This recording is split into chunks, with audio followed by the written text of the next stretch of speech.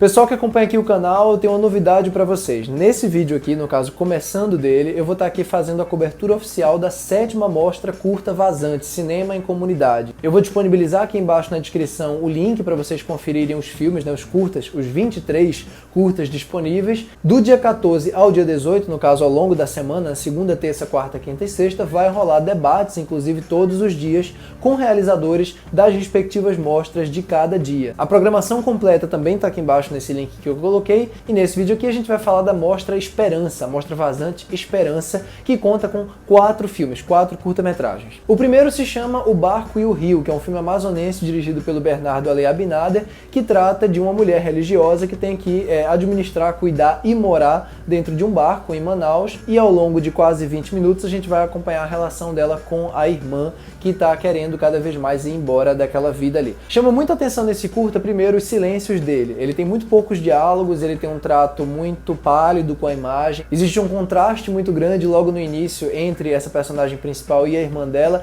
e esse contraste vai sendo diluído à medida que o filme vai avançando, à medida que a gente vai conhecendo um pouco mais de alguns dos anseios dessa personagem religiosa principal. É um filme que traz, inclusive, um tema bem interessante, bem importante, que é você se desgarrar de uma certa comodidade que a sua vida chega quando você chega ali no estado de falta de rumo, que é o caso da personagem principal. Em muito pouco tempo ele consegue resumir essas coisas de maneira bem orgânica, muito bacana, O Barco e o Rio. O segundo, que tem muitas semelhanças com esse primeiro, se chama A Barca, dirigido pelo Newton Rezende e é alagoano. Inclusive é uma adaptação de um conto chamado Natal na Barca, da Lígia Fagundes Telles, e trata de uma mulher que entra num barco no meio da noite, com luzes ali, pisca-pisca de Natal e tudo mais, pergunta para onde aquele barco vai, não se tem exatamente a resposta, e ali ela vai ter algumas conversas reveladoras num clima meio de mistério. Muito, muito bacana, muito evocativo esse filme, ele tem uma fotografia muito interessante, inclusive ele vai pouco a pouco se desgarrando da sensação de mistério do começo, à medida que uma certa conversa vai avançando. Ele sabe muito bem trabalhar esse silêncio da personagem em contraste com outro personagem que ela encontra. É um personagem da qual a gente sabe praticamente nada, mas justamente esse nada é preenchido com informações e com reações dela. É muito bacana isso, assim, você conhecer de um personagem à medida que ele reage, que ele escuta de outros personagens periféricos, personagens que não estão ali no centro da coisa. E assim como o anterior, ele de alguma maneira fala sobre esse destino sem rumo, só que aqui de maneira muito mais explícita, já que desde o começo a gente não tem uma resposta de para onde esse barco vai.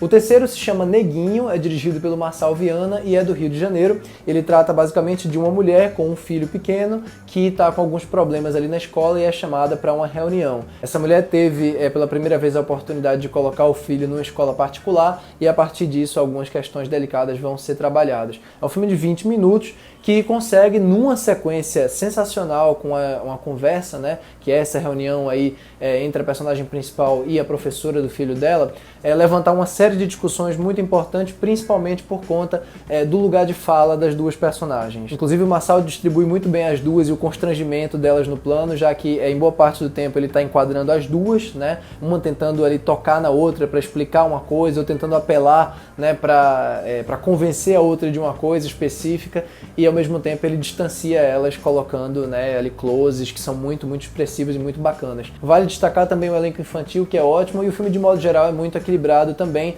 ainda que o final seja um pouco frustrante de você não ficar sabendo a resolução de certas coisas. Ele termina com uma frase correta e justa, mas você fica querendo um pouco mais de informação. É um filme que eu acho que poderia ter alguns minutos a mais. E o quarto e último filme é O Terceiro Dia, que é um filme do Ceará, dirigido pela Jéssica Queiroz, que é na verdade um filme de 10 minutos apenas, que retrata uma mulher, uma jovem de 18 anos, que acaba de ter ali o primeiro filho dela no hospital e não preciso dizer mais nada, assim, é uma situação de solidão absoluta que o filme retrata, inclusive, muito bem, com a praticamente inexistência de diálogos. Tem sim alguns diálogos, mas ela praticamente não fala o filme inteiro.